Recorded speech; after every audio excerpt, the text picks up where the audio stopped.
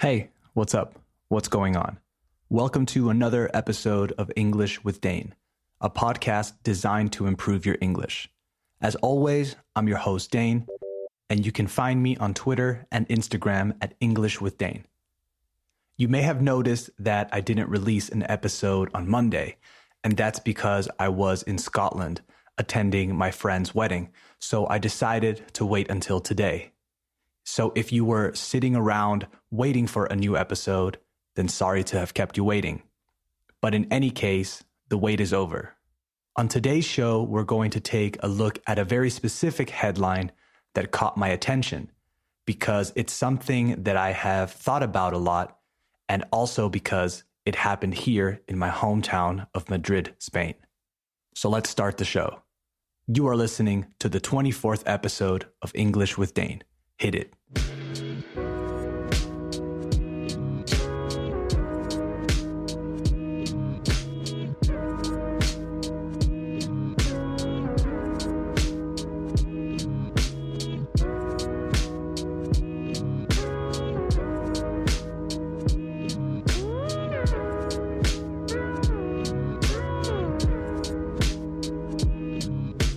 All right, we have officially started the show.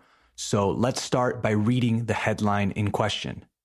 It's from elpais.com. My Spanish listeners will be familiar with this publication, but for the rest of you, it's one of the leading newspapers here in Spain. El Pais literally translates to the country, by the way. I normally visit their website every morning while I have some coffee, and today I saw this headline that grabbed my attention. The headline reads, Complaint claims abusive conditions for dolphins at Madrid Zoo. Quick vocabulary check. A complaint is a statement that something is unsatisfactory or unacceptable.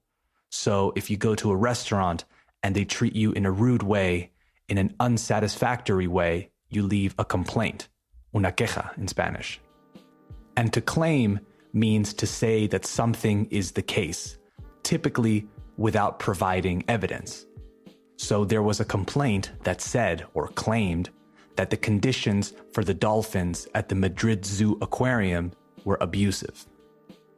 Now, this headline caught my attention or grabbed my attention for two different reasons. The first one is because a few people I know put up some photos, subieron unas fotos, on Instagram about their trip to the zoo recently. The pictures showed different animals, showed giraffes, zebras, and dolphins. Now, I used to really like the zoo when I was younger. Who wouldn't? And I have even celebrated birthdays with friends at the zoo later in life, but now I have a different opinion. I understand that there are different schools of thought or different ways to think about it, but I think that in the last 5 years or so, maybe more, I have done a full 180. In other words, I have changed my opinion completely. Let's keep reading and then I'll talk about it a little more. So I'll read the headline again, and this time with the subheadline.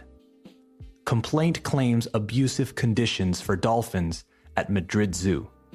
The Civil Guard Nature Protection Service has received a vet's report analyzing the health of 9 animals at the popular theme park in the Spanish capital. It is a normal Friday afternoon at Madrid's Zoo Aquarium.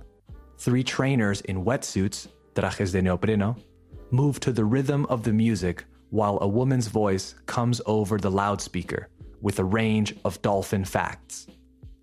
She speaks about their intelligence, their anatomy, their habits, and the smile that never leaves their faces. She also talks about the threats, las amenazas, that they face in the wild. And then she asks for silence. Can you hear that? She asks. The high-pitched sounds, los sonidos agudos, from the cetaceans receive applause from the children and the parents. The dolphins are funny.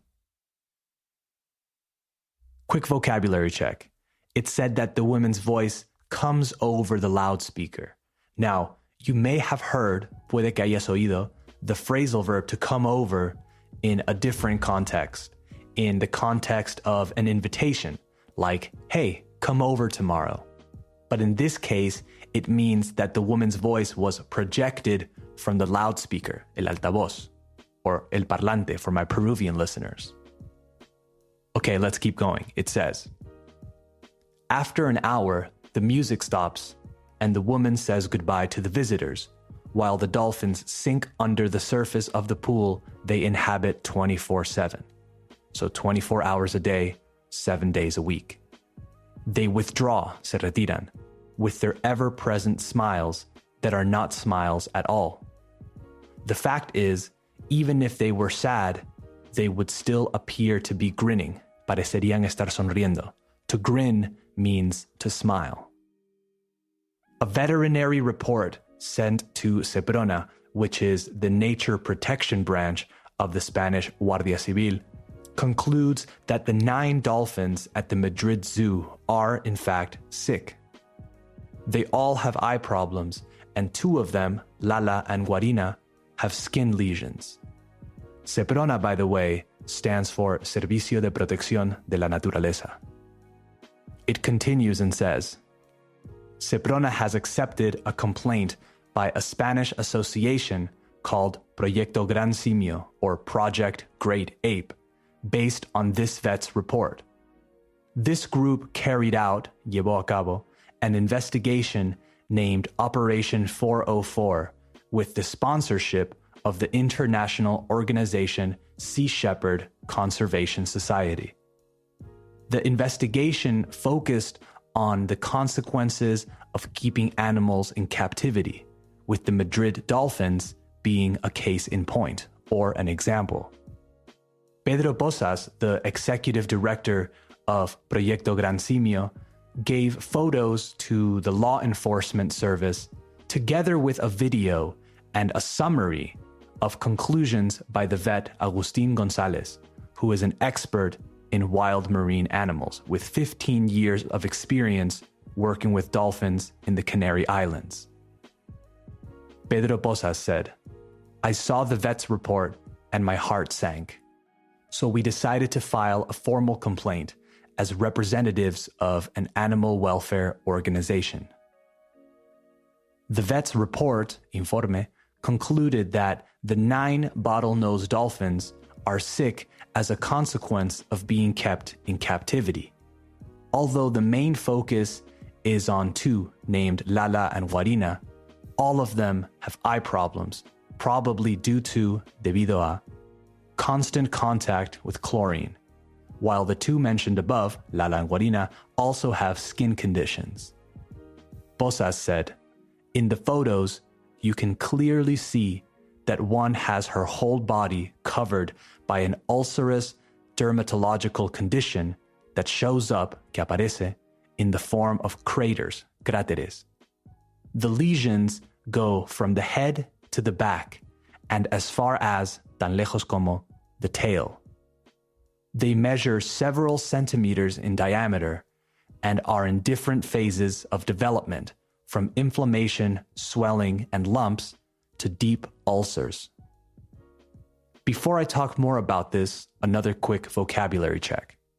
Swelling is the accumulation of fluid that makes a part of your body grow, right? Hinchazón in Spanish.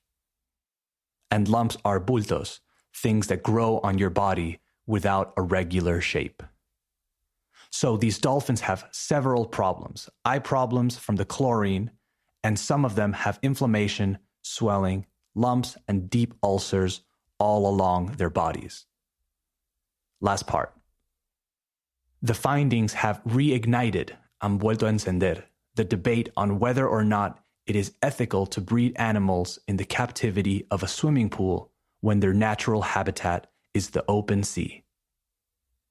To breed means to put animals together so they have babies, aparear. Then it says, as far as the Animal Welfare Association is concerned, it is abuse. But managers at the Madrid Zoo Aquarium believe the allegations are unjust and that the educational, conservationist, and research aspects of their work have not been taken into account. The article continues but we don't have the time to read the whole thing. If you want to read it entirely, you can find it on elpais.com. That's ELPAIS.com. Okay, I want to say a few things about this. Saying that keeping dolphins in captivity has educational benefits, I think is pretty ridiculous. I don't need to see a dolphin jumping through hoops, aros, to learn about them. I don't need to see them swimming around in circles in a tiny swimming pool going crazy to learn about them. That argument is not a good one to make. I think you can learn much, much more about dolphins from documentaries and books. You go to the zoo because you want to see them and you want to see them do tricks, and because seeing a dolphin in real life is cool. And that's why they have them. They are an attraction. They generate money for the zoo. It's not about teaching people. They give you some facts about dolphins, sure, but I don't think that means anything. You can find facts about dolphins anywhere. Nobody needs to see a dolphin to know how much they weigh or to know about their family structures. It's a convenient thing to say, but I think they know it's dishonest. I have had arguments with people about this, saying that the zoo raises awareness for dolphins. But again, I think it's just a convenient way to justify the monetary benefits, let's say, of keeping dolphins as prisoners, essentially. Maybe the word prisoner sounds extreme, but really I think that's what they are. Dolphins in the wild swim over 100 kilometers a day and have groups or pods of around 80 different individuals. They have families that they live with for their whole lives and have complex structures within these pods. They are extremely intelligent, and if you have ever watched Planet Earth, right, the BBC documentary, I'm sure you will agree. They have developed complex language that we still can't decipher, as well as incredible hunting techniques that show an intelligence that we very rarely observe in the world outside of humans. I think that keeping these highly intelligent animals in captivity and breeding them in captivity is completely unacceptable. And the idea that it serves a noble purpose, like the education of children, is antiquated. I'm not saying we shouldn't teach children about dolphins, of course. What I'm saying is we should teach them about things in ways that don't require intelligent animals to suffer. All right, let me know if you agree or disagree. Write to me at English with Dane on Instagram and Twitter. I know it's a more complex issue, but it would be hard, sería difícil, to condense everything into one episode of the show.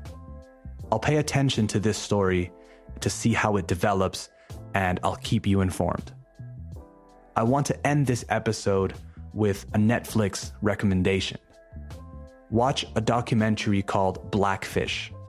It will really change your mind. It's about SeaWorld, the theme parks that are famous for their whale shows. They had a whale called Shamu, which I'm sure you've heard of. The documentary shows what happens behind the scenes, how they get the whales, how they treat the whales, and what happens to the whales when they are kept in captivity. It's a really eye-opening documentary, and I highly recommend it. Okay, that's the show for today. Don't forget to subscribe on Apple Podcasts, Spotify, iVoox, YouTube, or wherever you listen to the show. And if you're listening on Apple Podcasts, the best way to support the show is to leave a 5-star rating and a review. All right, talk soon. Bye-bye.